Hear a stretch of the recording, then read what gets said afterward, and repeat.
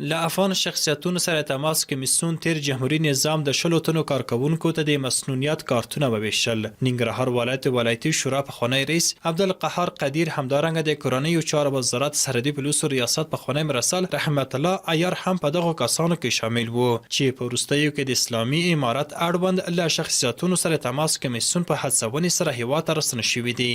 یو شمېر هغه کسانو ته چې له نورو هیوادونو څخه د تماس کمیسیون له لارې څخه راستانه سوي دوی ته د مسؤلیت کارتونه د افغان شخصیتونو سره د تماس کمیسیون د مشر شیخ الحدیث مولوي شهاب الدین دلاور صاحب په لاس باندې توزیع شول. مجموعاً ټول هغه کسان چې د کمیسیون له لارې څخه راغلي دي او دوی ته د مسؤلیت کارتونه سپارل سوي دي 1276 کسان کیږي او یو شمېر داسې کسان دي چې د کمیسیون له لارې راغلي دي خو تر اوسه یې د مسؤلیت کارتونه نه دي اخیستي په آینده کې به ورکړل شي.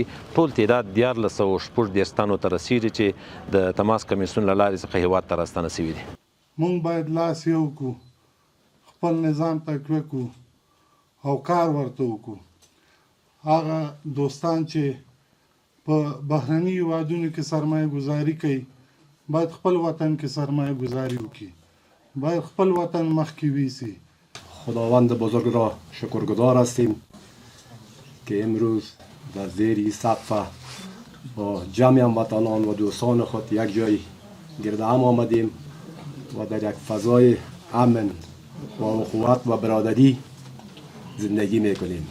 مسئولین وویل افغانستان د ټول افغانانو ګډ کور دی. د تیر نظام مسئولین چې خپل هیواد ته راستنیږي دوی به ورته اسانتیاوې رامنځته کړي او هغوی ته به هیڅ ډول ستونزه نه وي. عزت شما اینجاست، نه به افریقا بروین، نه به امریکا بروین، نه به عربستان بروین. این وطن تنها از یک شخص و یک قوم و یک سمت نیست. این وطن که ما چقدر حق داریم با آن اندازه هر برادر و هر خواهر ما در این زمین حق داره. د تماس کمیسیون ټول مشران ډیر خوشحاله کیږي په دې باندې هغه کسان چې بیرته راځي چې دوی ته د دوی ستونزو ته رسیدګي وسي، د دوی مشکلات حل سي او دوی خوشحاله زندگی ولري. ټول مشران په دې ډیر خوشحاله دي او موږ نهایي کوشش کوو چې د هغو کسانو ته چې د مسؤلیت کارتونه یې ترلاسه کړي دي د دوی ستونزو ته رسیدګي وکړو.